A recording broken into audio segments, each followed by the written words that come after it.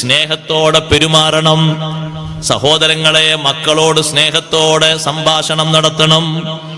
ഒരിക്കലും മക്കളെ, ആൺകുട്ടികളാകട്ടെ പെൺകുട്ടികളാകട്ടെ, എത്ര അനുസരണക്കേട് കാണിച്ചാലും മക്കളെ ഒരു നിലക്കും തൊട്ടാൽ 7 പ്രാവശ്യം കേൾക്കേണ്ടി വരുന്ന നായയുടെ പേര് കൊണ്ട് സംബോധന ചെയ്യരുത്, പന്നിയുടെ പേര് കൊണ്ട് സംബോധന ചെയ്യരുത്.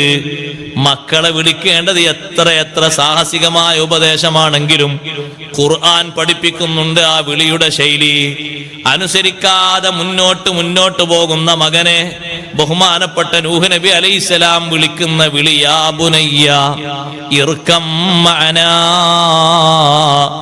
ഓ കുഞ്ഞുമോനെ, പൊന്നുമോനെ, നമ്മളോടൊപ്പം കപ്പലിൽ കയറിക്കോ മോനെ. അങ്ങനെയല്ലേ വിളിക്കുന്നത്? ആ കുട്ടിക്കൊരു പേരുണ്ട്. മുങ്ങിപ്പോകുന്ന ആ കുട്ടിക്ക് കൻആൻ എന്നൊരു പേരുണ്ട്. കൻആനെ എന്നല്ല നൂഹ് നബി അലൈഹിസ്സലാം വിളിച്ചത്. കുരുത്തം കെട്ട മോനെ എന്നല്ല വിളിച്ചത്, പറഞ്ഞാ കേക്കാത്തോനെ എന്നല്ല വിളിച്ചത്, വേറൊരു ഭാഷയിലുമല്ല. യാ ബുനയ്യ, എന്റെ പൊന്നുമോനെ, എന്റെ കുഞ്ഞുമോനെ. ഒരു കാര്യം അഭ്യർത്ഥിക്കുമ്പോ, സ്നേഹത്തോടെ ഉപദേശിക്കുമ്പോ ആ ഉപദേശം തട്ടേണ്ടത് അവരെ മനസ്സിലേക്കാണ്, ബാഹ്യതലത്തിലേക്കല്ല. ഉൾക്കൊള്ളേണ്ടത് അവര് മാനസികമായിട്ടാണ്. ആ ഉപദേശമേ നിലനിൽക്കൂ. ഭൗതികമായിട്ട് ബാഹ്യമായിട്ട് സ്വീകരിക്കുന്ന ഉപദേശം, അതിന് സഹോദരങ്ങളെ പരിധിയുണ്ട്, പരിമിതിയുണ്ട്. കുറച്ചു കാലം കഴിയുമ്പോൾ ഇല്ലാതെയായി പോകും. അതേ സമയത്ത് നല്ലോണം കേൾക്കുന്ന ഉപദേശമാണോ, ആ ഉപദേശം പിന്നീട് തിരുത്തേണ്ടി വരില്ല. അതിന് സ്നേഹത്തോടെയുള്ള തലക്കെട്ട് വേണം. ലുഖ്മാനുൽ ഹക്കീം റളിയല്ലാഹു അൻഹു സ്വന്തം മകനെ ഉപദേശിച്ച ഉപദേശം അല്ലാഹു ഖുർആനിലൂടെ പറയുന്നുണ്ട്. ആ ഉപദേശത്തിന്റെ തലക്കെട്ട് മുഴുവനും യാ ബുനയ്യ, കുഞ്ഞുമോനെ, പൊന്നുമോനെ എന്ന വിളിയാണ്. യാ ബുനയ്യ ഇന്നഹാ ഇൻ തകു മിസ്ഖാല ഹബ്ബത്തിൻ മിൻ ഖർദൽ ഫതകുൻ ഫീ സഖറത്തിൻ ഔ ഫിസ് സമാവാതി ഔ ഫിൽ അർളി യഅതി ബിഹല്ലാഹ്. നീ ഒരു ചെറിയ നന്മ ചെയ്താലും ചെറിയ തിന്മ ചെയ്താലും അത് നഗ്നനേത്രങ്ങളെ കൊണ്ട് കാണാനില്ലാത്ത അത്രയും ചെറുതാണെങ്കിലും റബ്ബ് സുബ്ഹാനഹു വ തആല അത് അറിയും. നീ ഒരു പാറക്കല്ലിന്റെ ഉള്ളിൽ പോയി മറഞ്ഞിരുന്നിട്ടാണ് ഒരു നന്മ ചെയ്തതെങ്കിലും ഒരു തിന്മ ചെയ്തതെങ്കിലും യഅതി ബിഹല്ലാഹ്, റബ്ബ് സുബ്ഹാനഹു വ തആല അത് അറിയും. അല്ലാഹു തആല ആ വിഷയം കറക്റ്റായി അറിയും. ഇന്നല്ലാഹ ലതീഫുൻ ഖബീർ. അല്ലാഹു തആല നഗ്നനേത്രങ്ങളെ കൊണ്ടോ ഉപകരണങ്ങളെ കൊണ്ടോ കണ്ടെടുക്കാൻ കഴിയാത്ത വസ്തുക്കളെയും സൂക്ഷ്മമായി അറിയുന്നവനാണ്. ഖബീറുൻ, മനസ്സിന്റെ ഉള്ളിലുള്ള ആന്തരിക രഹസ്യങ്ങളെ വളരെ കൃത്യമായി വസ്തുനിഷ്ഠമായി അറിയുന്നവനാണ്. വലിയൊരു ഉപദേശം, ആ ഉപദേശം സ്വീകരിക്കുന്നതിന് മകനെ വിളിച്ചത് യാ ബുനയ്യ. അനുസരണക്കേടുള്ള മകൻ ഉപദേശം കേട്ട് നന്നായി നന്നായി നന്നായി നന്നായി അള്ളാഹുവിന്റെ ഔലിയാക്കളെ കൂട്ടത്തിൽപ്പെട്ടൊരു വലിയായി മാറിയത്. ഉപദേശങ്ങളും കൊടുക്കണം മക്കൾക്ക്, അവരോട് കണക്ഷൻ വേണം. എപ്പോഴും ദേഷ്യം പിടിക്കുന്ന ഒരു മുഖവുമായിട്ട് മക്കളെ സമീപിക്കരുത്. ബാപ്പയും ഉമ്മയും എപ്പോഴും ദേഷ്യത്തിന്റെ, കോപത്തിന്റെ, പ്രകോപനത്തിന്റെ, പ്രതികരണത്തിന്റെ, എപ്പോഴും കണ്ടാൽ എന്തെങ്കിലുമൊക്കെ പറയാനുണ്ട്, എന്തെങ്കിലുമൊക്കെ ചെയ്യാനുണ്ട്, ആ ഒരു മനസ്ഥിതിയിലാകരുത് മക്കളെ സമീപിക്കേണ്ടത്. എപ്പോഴും മകനോട് ചൂടാകുന്ന സ്വഹാബിയായിരുന്നു ബഹുമാനപ്പെട്ട മുആവിയ റളിയല്ലാഹു അൻഹു. ഒന്ന് റളിയല്ലാഹു അൻഹു ചൊല്ലിക്കാട്ടെ. മുആവിയ റളിയല്ലാഹു അൻഹു. അത് നല്ല സദസ്സല്ലേ, നല്ല നല്ല നല്ല നല്ല ഉണർവോടെ വരണം നമ്മളെ സദസ്സ്. അള്ളാഹു കബൂൽ ചെയ്യുമാറാകട്ടെ. മഹാനവർകൾ മകനോട് എപ്പോഴും ചൂടാകും. മകന്റെ പേര് യസീദാണ്. യസീദിനോട് എപ്പോഴും ചൂടാകും. അങ്ങനെ വീട്ടിലേക്ക് ഒരു ദിവസം അഹ്നഫ് ബിൻ ഖൈസ് റളിയല്ലാഹു അൻഹു വന്നു. അത് മുആവിയ റളിയല്ലാഹു അൻഹുവിന്റെ അടുത്ത ആളാ. അഹ്നഫ് ബിൻ ഖൈസ് റളിയല്ലാഹു അൻഹു വന്നപ്പോ രണ്ടുപേരുടെയും സംഭാഷണം മകൻ അപ്പുറത്തുനിന്ന് വീക്ഷിക്കുന്നുണ്ട്. ബാപ്പയും കൂട്ടുകാരനും സംഭാഷണം നടത്തുന്നത്. വാപ്പ ചോദിച്ചു, മുആവിയ റളിയല്ലാഹു അൻഹു അഹ്നഫ് റളിയല്ലാഹു അൻഹു ചോദിക്കാണ്, ഈ മക്കളെ പറ്റി നിങ്ങളെ വീക്ഷണം എന്താന്ന് വെച്ചു.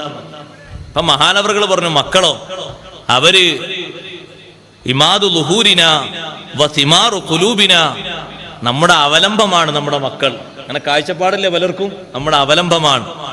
എന്തെങ്കിലുമൊക്കെ ഒരു വിഷയങ്ങൾ വരുമ്പോ നമുക്ക് താങ്ങും തണലുമായി നിൽക്കാനുള്ളവരാ നമ്മുടെ മക്കൾ. നമ്മുടെ ഹൃദയത്തിന്റെ പ്രതിഫലനങ്ങളാണ്. നമ്മൾ അവരെ സ്നേഹിക്കുന്നത് മാനസികമായിട്ട് നമ്മുടെ മനസ്സിന്റെ അടിത്തട്ടിലാണ് അവരെ സ്നേഹിക്കുന്നത്. അവരെ കാണാതിരുന്നാൽ, അവര് നമ്മളെ കാണാതിരുന്നാലൊക്കെ ഒരു വല്ലാത്ത ബന്ധം, അന്വേഷണവും കാര്യങ്ങളൊക്കെ ഉണ്ടാകും. ആ മക്കളെ വേർപിരിയാനോ അവർക്ക് നമ്മെ വേർപിരിയാനോ ഒന്നും കഴിയില്ല ആ സ്നേഹബന്ധം കൊണ്ട്. ഇങ്ങനെ ഒരുപാട് ഉപദേശങ്ങൾ കൊടുത്തപ്പോ മുആവിയ റളിയല്ലാഹു അൻഹു പറഞ്ഞു, എന്റെ മകനെ പറ്റി ഞാൻ എപ്പോഴും മകനോട് ചൂടാകലുണ്ട്, കയർക്കലുണ്ട്. പക്ഷെ നിങ്ങളെ ഉപദേശം കേട്ടപ്പോ എന്റെ മനസ്സാകെ തണുത്തുപോയി.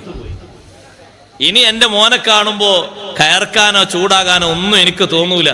കാരണം നിങ്ങൾ മക്കളെ പറ്റിയുള്ള ആ താല്പര്യങ്ങളും അവലംബങ്ങളും പ്രതീക്ഷകളും പറഞ്ഞപ്പോ, ഇങ്ങനെയൊക്കെയാണോ മക്കളെ പറ്റി പ്രതീക്ഷിക്കുന്നത്? ഇത് വല്ലാത്ത ഒരു പ്രതീക്ഷ തന്നെയാണ്. അപ്പൊ ഞാനിങ്ങനെ ചൂടായാല് കയർത്താല് ഇങ്ങനെ ഒരു പ്രതീക്ഷക്ക് ഒരു നിലക്കും ഒരു സ്ഥായിയായ ഒരു രൂപം ഭാവം കിട്ടൂല. അതുകൊണ്ട് ഞാൻ ഇനി ചൂടാകുന്നില്ല. അന്ന് മുതൽ മുആവിയ റളിയല്ലാഹു അൻഹു മകനോട് കയർക്കുന്നതും ചൂടാകലും നിർത്തിയിട്ട് എന്റെ ഈ ശരീരത്തെ തണുപ്പിച്ചു തന്നതിന് എന്റെ വക നിങ്ങൾക്കൊരു 500 ദിർഹം എന്ന് പറഞ്ഞ അഹ്നഫ് ബിൻ ഖൈസ് റളിയല്ലാഹു അൻഹുവിന് 500 ദിർഹം കൊടുത്തപ്പോ അപ്പുറത്തുനിന്ന് മകൻ യസീദ് 1000 ദിർഹം കൊണ്ടുപോയി കൊടുത്തു. ബാപ്പയുടെ ചൂട് തണുപ്പിച്ചതിന് നിങ്ങൾക്ക് ഞാനാണ് കൂടുതൽ തരേണ്ടത്. കാരണം ആ ചൂട് എപ്പോഴും അനുഭവിക്കുന്ന ഞാനാണ്. ചിലരങ്ങനെ ഉണ്ടാകും, തിളച്ച വെള്ളം പോലെ എപ്പോഴും. ബാപ്പ ഉമ്മ, ബാപ്പ എങ്ങനെ, ഉമ്മ എങ്ങനെ, സുബ്ഹാനല്ലാഹ്, തീക്കട്ടെ, വല്ലാത്ത തീക്കട്ട. ചൂടാകേണ്ട സന്ദർഭങ്ങളുണ്ടോ? ഉണ്ട്. ചില വിഷയങ്ങൾ കർശനമായി ഉപദേശിക്കുമ്പോൾ അപ്പോഴും സഭ്യേതര പ്രയോഗങ്ങൾ നടത്തരുത്. ഇസ്ലാമിന്റെ ശൈലിയും കാഴ്ചപ്പാടും അങ്ങനെയാണ്. കാരണം നമ്മൾ ഉപദേശിക്കുന്നവർ സ്വീകരിക്കാനാണ്. നമ്മൾ ആദ്യം തന്നെ കുട്ടികളെ വിളിക്കുന്നത് ആദ്യം തന്നെ മക്കളെ വിളിക്കുന്നത് ചെയ്ത്താനെന്നാണെങ്കിൽ പിന്നെ ചെയ്ത്താൻ തന്നെ ആയിരിക്കും. ആദ്യം തന്നെ വിളിക്കുന്നത് കൽബേന്നാണ്, പിന്നെ അത് കൽബായിരിക്കും. അപ്പൊ നമ്മൾ ആ കൽബിന്റെ വാപ്പയെന്ന് കൂട്ടിയാൽ മതി. വലിയ കൽബ് അങ്ങനല്ലേ? നായന്റെ വാപ്പക്കും നായന്റെ തള്ളക്കും വലിയ നായ വലിയ തള്ളാന്നല്ലേ പറയാം. അതേ രൂപത്തിലല്ലേ പിന്നെ കൂട്ടേണ്ടത്. അങ്ങനെ വിളിക്കാൻ പാടില്ല. എത്ര അവരനുസരണക്കേട് കാണിച്ചാലും അവരെ വിളിക്കേണ്ടത് അങ്ങനെയാണ്. പിന്നൊരു കാര്യം കൂടി പറയട്ടെ, മക്കളിൽ നിന്ന് എന്ത് അനുസരണക്കേട് വന്നാലും ബാപ്പമാരോട് ഉമ്മമാരോട് നിർദ്ദേശമുണ്ട്, പ്രതികൂലമായി പ്രാർത്ഥിക്കരുത്. ചില ബാപ്പാർക്കും ഉമ്മാർക്കും അങ്ങനെ തോന്നലുണ്ട്. നമ്മളെ ദുആ അങ്ങനെ ഉണ്ട്. സത്യത്തില് നമ്മളെ ദുആ അല്ലാഹു തആല വേഗം സ്വീകരിക്കണ ദുആയാണ്. അതുകൊണ്ട് ഇന്നെ അങ്ങനെ വിഷമിപ്പിച്ച, അങ്ങനെ ബുദ്ധിമുട്ടാക്കിയ മോനെ വെറുതെ വിട്ടാ പറ്റൂല, ഒന്ന് ദ്വാരുന്നിട്ട് ഓനെ പാഠം പഠിപ്പിക്കണം. ആ ചിന്ത സ്നേഹത്തിനെതിരാ. നന്നായി കിട്ടാനാ ദ്വാരക്കേണ്ടത്. എത്ര നെറുകേട് കാട്ടിയാലും നന്നായി കിട്ടാനാ ദ്വാരക്കേണ്ടത്. എതിരായി ദ്വാരുന്നേ പിന്നെ നന്നാക്കാൻ കഴിയൂല. അത് കേടായാലും പിന്നെ ആർക്കാ നന്നാക്കാൻ കഴിയ? അബ്ദുല്ലാഹിൽ മുബാറക് റളിയല്ലാഹുവിന്റെ അടുക്കലേക്ക് ഒരു മകനെ കൊണ്ടുവന്നു വാപ്പ. ഈ മകൻ എന്ത് പറഞ്ഞിട്ടും അനുസരിക്കുന്നില്ല, ഇവനൊന്ന് ഉപദേശിക്കണം എന്ന് പറഞ്ഞിട്ട്. അപ്പൊ മഹാനവറുകളുടെ ചോദ്യം, ഹൽ ദഅഉത അലൈഹി, ഈ കുട്ടിക്ക് പ്രതികൂലമായി നിങ്ങൾ ദുആ ചെയ്തിരുന്നോ? ബാപ്പ പറഞ്ഞു അതെ. ആ വലിയ പണ്ഡിതൻ പറഞ്ഞു, നിങ്ങളല്ലേ കേടുവരുത്തി, നിങ്ങൾ നന്നായിക്കോളി, എനിക്ക് നന്നാക്കാൻ മാർഗമല്ല. ആരെ ദ്വാരക്കാൻ പറഞ്ഞു? വലാ തദ്ഉ വലാ ഔലാദിക്കും, മക്കൾക്കെതിരെ ബാപ്പമാരെ ഉമ്മമാരെ പ്രാർത്ഥന നടത്തരുത്. അനുകൂലമായിട്ടാണ് ദുആ ചെയ്യേണ്ടത്. അവര് നന്നായി കാണാനാണ് ദ്വാരക്കേണ്ടത്. നല്ല വിട്ടുവീഴ്ചയോടുകൂടെ അത്തരത്തിലുള്ള പ്രാർത്ഥനകളാണ് നമ്മിൽ നിന്ന് ഉണ്ടാകേണ്ടത്. അവര് മോശക്കാരായി മാറാൻ നമ്മൾ ദുആ ചെയ്തിട്ട് അവർക്ക് എന്തെങ്കിലും ഒരു ശിക്ഷയോ അദാബോ വരാൻ വേണ്ടി മനസ്സിൽ കരുതി ദ്വാർന്നിട്ട് അത് സംഭവിച്ചു കഴിഞ്ഞാൽ പിന്നത് തിരുത്താൻ വലിയ പ്രയാസമാണ്.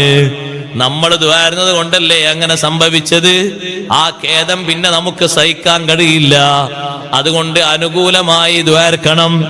നല്ലവരായി കിട്ടാൻ വേണ്ടി എപ്പോഴും ദ്വാർക്കണം. നല്ല സ്വഭാവങ്ങൾ അവരെ ശീലിപ്പിക്കണം. നല്ല സ്വഭാവങ്ങൾ ശീലിപ്പിക്കുന്നതിൽ ബാപ്പയും ഉമ്മയും അവരോടുകൂടെ പങ്കുചേരണം.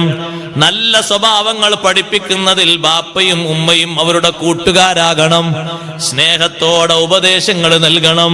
നല്ല സ്വഭാവങ്ങൾ അവരുടെ രൂപത്തിൽ അവർക്ക് കാണിച്ചു കൊടുക്കുന്ന നല്ല മാതൃകായോഗ്യരാകണം നമ്മൾ. നല്ല കാര്യങ്ങളിൽ അവരെ ഭാഗവാക്കാകണം.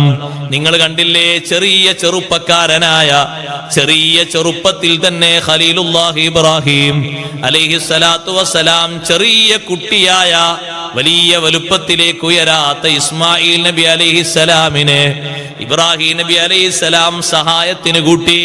പരിശുദ്ധമായ കഅബ നിർമ്മാണം നടക്കുന്ന സമയത്ത് മകനെ സഹായത്തിന് കൂട്ടുന്നു ഉപ്പ. നല്ല കാര്യങ്ങളിൽ മക്കളെ കൂടെ കൊണ്ടുപോകണം. നല്ല വിഷയങ്ങളിൽ മക്കളെ കൂടെ കൊണ്ടുപോകണം. അതവര് പഠിക്കാൻ വലിയൊരു മാർഗമാണ്. നമ്മുടെ ഇന്ത്യയിലെ മുൻ രാഷ്ട്രപതിയായിരുന്നു APJ അബ്ദുൽ കലാം. മരണപ്പെട്ടുപോയി. APJ അബ്ദുൽ കലാം ഒരു അഭിമുഖത്തിൽ പറയുന്നുണ്ട്, ഖുർആനൊക്കെ നന്നായി വളരെ വശ്യമായി ഓതാൻ പഠിച്ചിട്ടുണ്ട്, അറിഞ്ഞിട്ടുണ്ട്. കുറെ സൂറത്തുകളൊക്കെ കാണാതെ പഠിച്ചിട്ടുണ്ട്.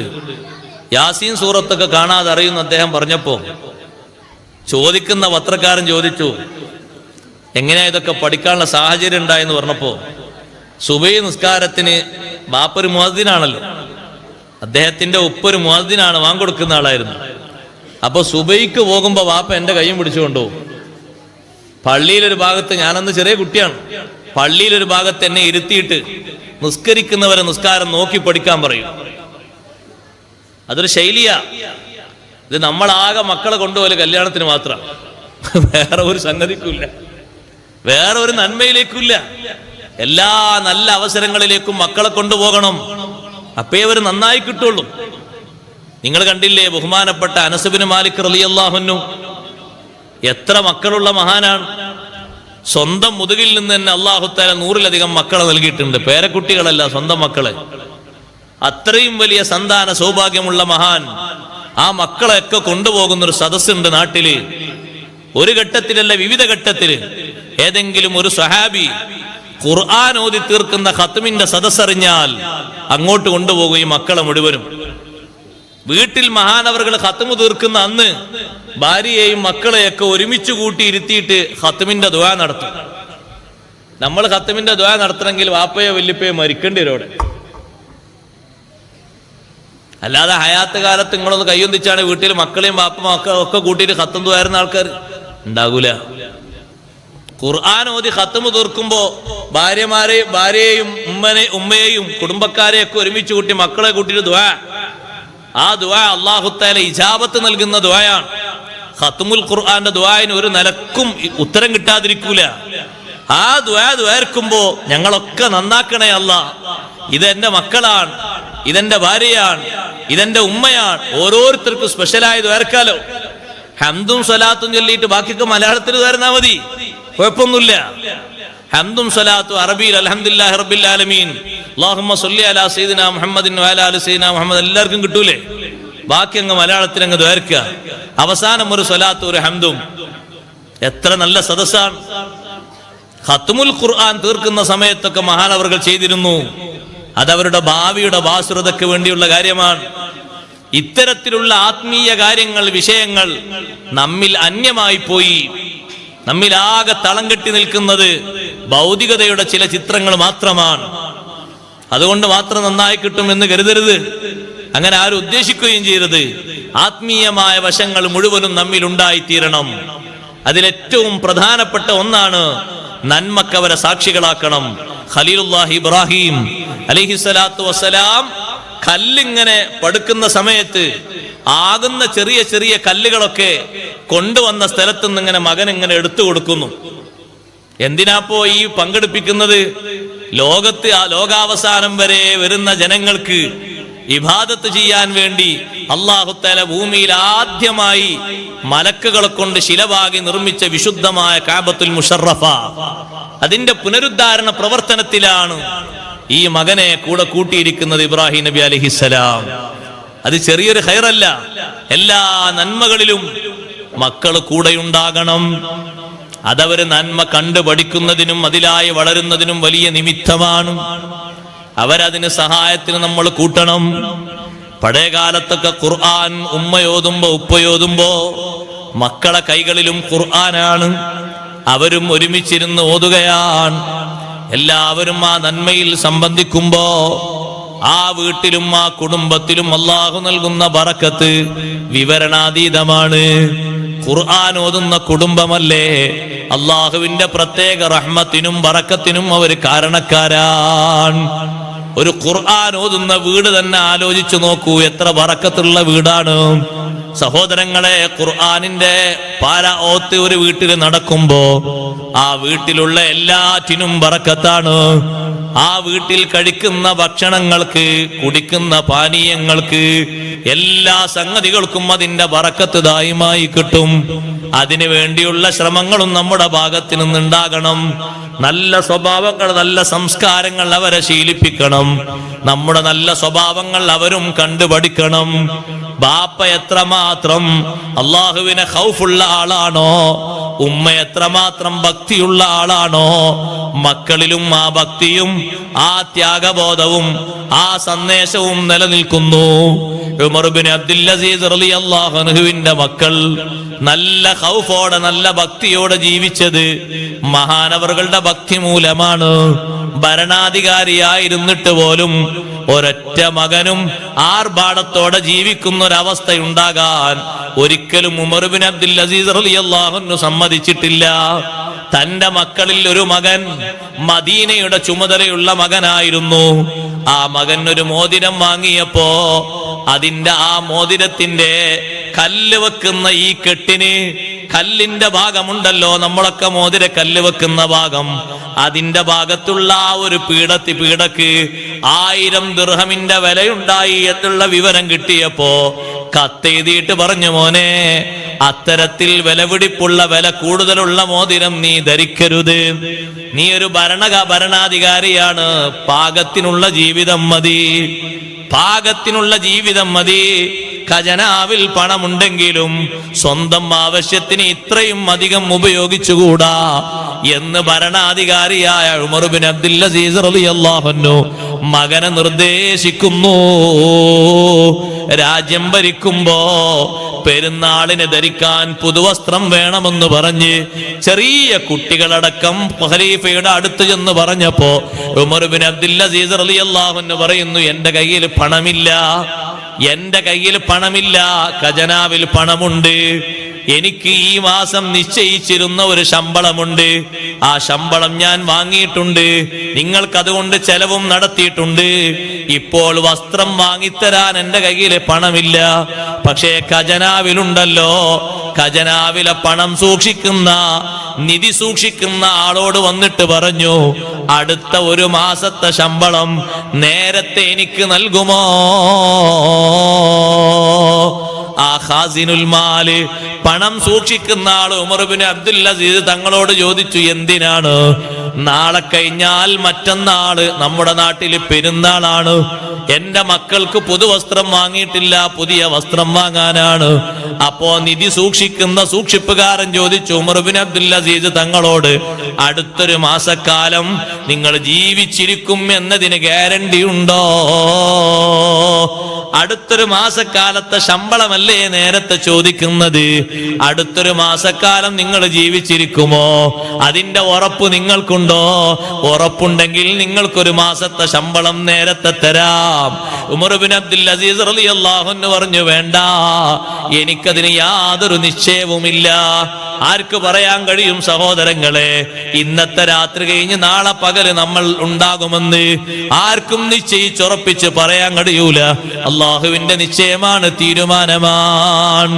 മഹാനവറുകൾ പണം പറ്റാതെ വീട്ടിൽ വന്നു, മക്കളെ വിളിച്ചു ഉപദേശിക്കുന്നു, മക്കളെ, ഈ പെരുന്നാൾ ഏതായാലും ഇങ്ങനെ കഴിയട്ടെ, അടുത്ത പെരുന്നാളാകുമ്പോ നമുക്ക് പുതുവസ്ത്രം വാങ്ങാം. എന്തൊരു ഉപദേശമാണ്! ആ മക്കളത് സ്വീകരിച്ചു. എന്നാ അങ്ങനെ ആയിക്കോട്ടെ ബാപ്പ, ഈ പെരുന്നാൾ ഇങ്ങനെ ആയിക്കോട്ടെ, അടുത്ത പെരുന്നാൾ വേണമെങ്കിൽ പുതുവസ്ത്രം ധരിക്കാം. കാരണം ഉമർ ബിൻ അബ്ദുൽ അസീസ് റളിയല്ലാഹു അൻഹുവിന്റെ സ്വന്തം ജീവിതത്തിന്റെ ശൈലി തന്നെ അങ്ങനെ. ബാപ്പയും പുതുവസ്ത്രം വാങ്ങിയിട്ടില്ല, അവന്റെ മക്കൾക്കും പ്രശ്നമില്ല. ഇത് ബാപ്പക്ക് മാത്രം ഉണ്ടാകുമ്പോൾ ഒരു വിഷമം വരുമല്ലോ. കുട്ടികൾക്ക് പുതുവസ്ത്രം വാങ്ങാൻ വേണ്ടിയാണ് ഈ കാശ് ചോദിക്കാൻ വേണ്ടി ചെന്നത്. അവരുടെ ആ ത്യാഗബോധം അതങ്ങനെ തന്നെ മക്കളിലും വന്നു. നമ്മൾ നല്ല ത്യാഗബോധത്തോടെ, നല്ല ഖൗഫോടെ, നല്ല സൂക്ഷ്മതയോടെ, നല്ല ഭക്തിയോടെ ജീവിക്കണം. റബ്ബ് സുബ്ഹാനഹു വ തആല നമ്മുടെ മക്കളിലും കുടുംബങ്ങളിലൊക്കെ അല്ലാഹു ഖൈർ വർദ്ധിപ്പിക്കുമാറാകട്ടെ.